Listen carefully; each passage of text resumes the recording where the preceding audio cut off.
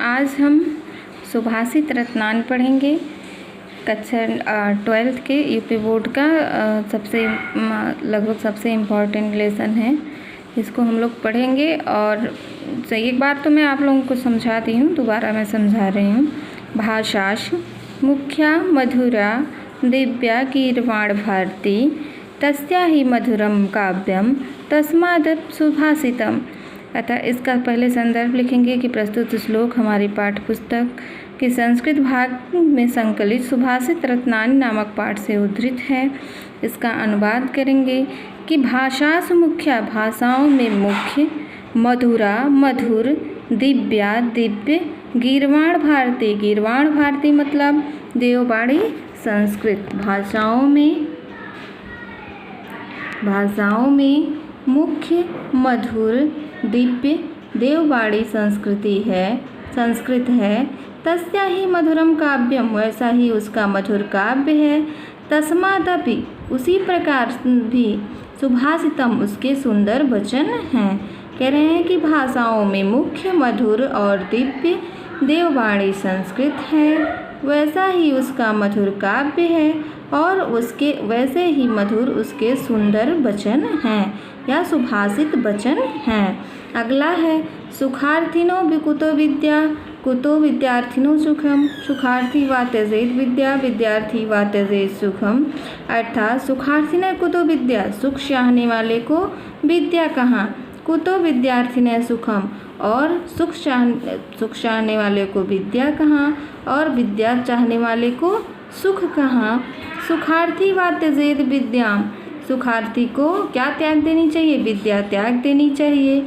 और विद्यार्थी वा त्यजेत सुखम, और विद्यार्थी को सुख का त्याग कर देना चाहिए। कह रहे हैं सुख चाहने वाले को विद्या कहाँ, विद्या चाहने वाले को सुख कहाँ, सुख की इच्छा रखने वाले को विद्या त्यजेत विद्याम, विद्या त्याग देनी चाहिए, और विद्या चाहने वाले को सुख त्याग देना चाहिए।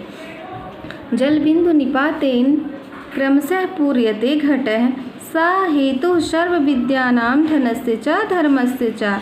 और कह रहे हैं कि अगर देखो बेटा, जल की एक एक बूंद गिरने के कारण घड़ा क्या हो जाता है, धीरे धीरे भर जाता है। कह रहे हैं जल बिंदु निपातेन क्रमशः जल के बिंदु को बूंद बूंद गिरने से पूर्यते पूरा हो जाता है। घटः मतलब घड़ा, तो पूरा होना मतलब भर जाना, कि क्रमशः जल के बिंदुओं के गिरने से घड़ा पूरा हो जाता है। सा हेतु सर्व विद्यानां धर्मस्य च धनस्य च, वही हेतु मतलब होता है के लिए, सर्व विद्यानां सभी विद्याओं के, च धर्मस्य और धर्म के लिए, च धनस्य च और धन के लिए। अर्थात जल की एक बूंद गिरने से क्रम से घड़ा भर जाता है। यही समस्त विद्याओं धर्म और धन के हेतु है। अर्थात विद्या, धर्म और धन भी उसी जल बिंदु की तरह क्रमशः इकट्ठा करने से ही एकत्रित होते हैं। जल की एक एक बूंद गिरने से क्रम से घड़ा भर जाता है।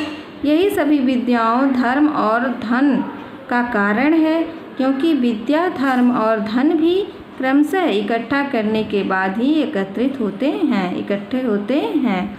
अब